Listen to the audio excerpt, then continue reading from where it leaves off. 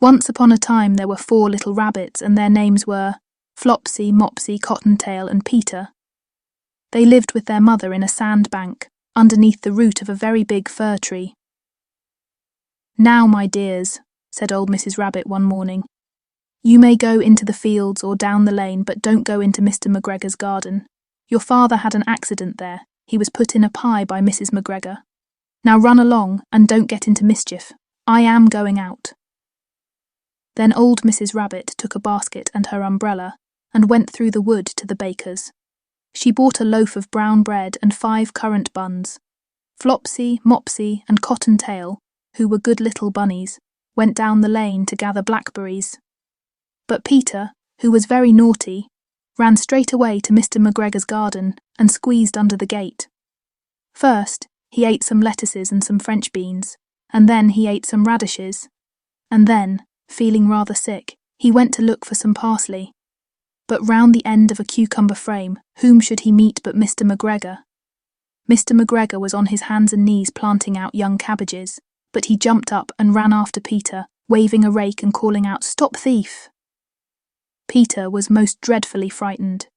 He rushed all over the garden, for he had forgotten the way back to the gate.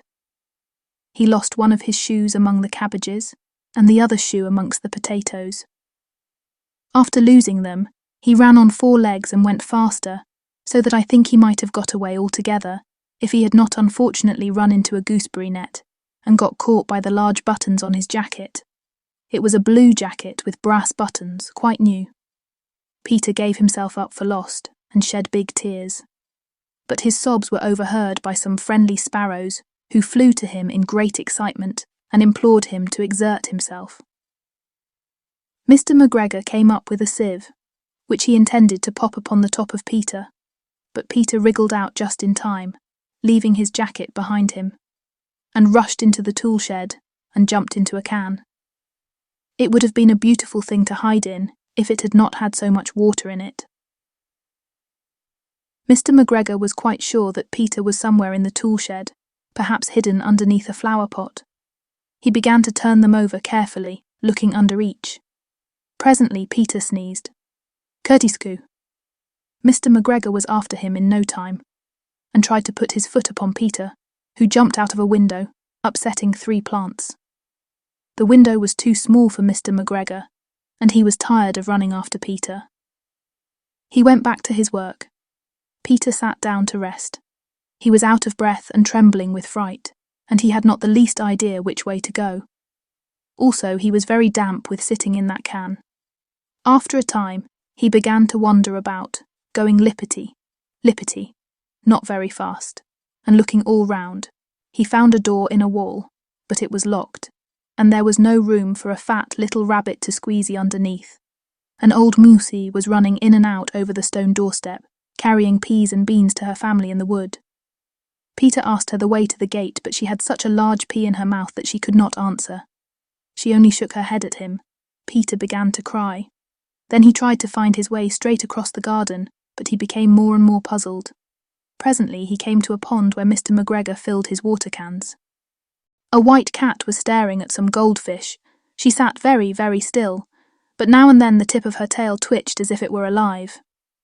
Peter thought it best to go away without speaking to her. He had heard about cats from his cousin, little Benjamin Bunny. He went back towards the tool shed, but suddenly, quite close to him, he heard the noise of a hoe. Screw-a-rich, scratch, scratch, scritch. Peter scuttered underneath the bushes. But presently, as nothing happened, he came out and climbed upon a wheelbarrow and peeped over. The first thing he saw was Mr. McGregor hoeing onions. His back was turned towards Peter, and beyond him was the gate. Peter got down very quietly off the wheelbarrow and started running as fast as he could go along a straight walk behind some blackcurrant bushes. Mr. McGregor caught sight of him at the corner, but Peter did not care. He slipped underneath the gate and was safe at last in the wood outside the garden. Mr. McGregor hung up the little jacket and the shoes for a scarecrow to frighten the blackbirds. Peter never stopped running or looked behind him till he got home to the big fir tree. He was so tired that he flopped down upon the nice soft sand on the floor of the rabbit hole and shut his eyes. His mother was busy cooking. She wondered what he had done with his clothes. It was the second little jacket and pair of shoes that Peter had lost in a fortnight. I am sorry to say that Peter was not very well during the evening. His mother put him to bed and made some chamomile tea, and she gave a dose of it to Peter. 1 tablespoonful to be taken at bedtime. But Flopsy, Mopsy, and Cottontail had bread and milk and blackberries for supper.